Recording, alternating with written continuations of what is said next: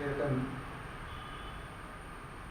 വിട്ടുപോയി എന്നുള്ളത് ഉൾക്കൊള്ളാൻ കഴിയാത്ത പലരിൽ ഒരാളാണ്. കാരണം 2016 ഞങ്ങൾ പരിചയപ്പെട്ടതെന്നാണ് എൻ്റെ തോന്നുന്നത്. ഞങ്ങളുടെ നാട്ടിലുള്ള സാബു സുരേന്ദ്രൻ എന്ന ഒരു നാടകക്കാരനാണ് എനിക്ക് ചേട്ടനെ പരിചയപ്പെടുത്തിയത്.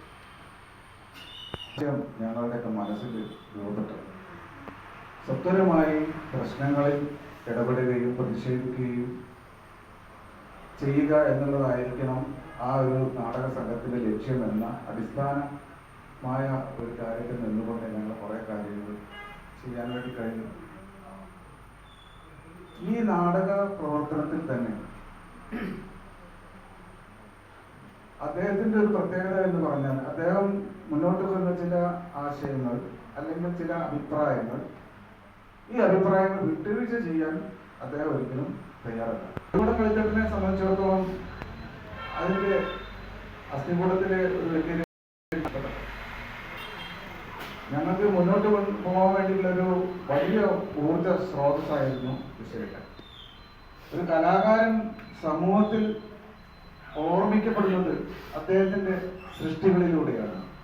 തീർച്ചയായും ലിസിയേട്ടൻ ഇവിടെ അടയാളപ്പെടുത്തിയ അദ്ദേഹത്തിന്റെ ശില്പങ്ങൾ, അദ്ദേഹത്തിന്റെ ചിത്രങ്ങൾ, അദ്ദേഹത്തിന്റെ ഷോർട്ട് ഫിലിമുകൾ, അദ്ദേഹത്തിന്റെ നാടകങ്ങൾ, അദ്ദേഹത്തിന്റെ അഭിനയ മുഹൂർത്തങ്ങൾ പലരുടെയും മനസ്സിൽ ഉണ്ടാവും. ഇതാണ് ഞങ്ങൾ ഇവിടെ പറഞ്ഞു കഴിഞ്ഞു. മാക്കി വെച്ചുകൊണ്ടാണ് അദ്ദേഹത്തിന് നമ്മൾ വിട്ടുപോകേണ്ടി വന്നത്.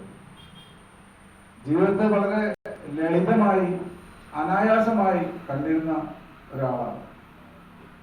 ഒരു പ്രയാസമോ അല്ലെങ്കിൽ എനിക്ക് കുറെ കാര്യങ്ങൾ ചെയ്യാനുണ്ട്, അതുകൊണ്ട് ഞാൻ കുറച്ച് ജാഗ്രത പാലിക്കണം എന്നുള്ള ആരോഗ്യപരമായ യാതൊരു ജാഗ്രതയും മൂപ്പർക്ക് ഉണ്ടായിരുന്നില്ല എന്നുള്ളതാണ്. ഏറെ ദുഃഖത്തോടു കൂടിയാണ് ഞങ്ങൾ നിൽക്കുന്നത്. എന്തായിരുന്നാലും അദ്ദേഹം നമ്മളെ വിട്ടുപിരിഞ്ഞു എന്നുള്ളത് ഒരു യാഥാർത്ഥ്യമായി നമ്മൾ ബോധ്യപ്പെടുകയാണ്. അത് അദ്ദേഹം ഇടപെട്ട മേഖലകളിലൊക്കെ തന്നെ വലിയ നഷ്ടമാണ് സൃഷ്ടിച്ചിട്ടുള്ളത്.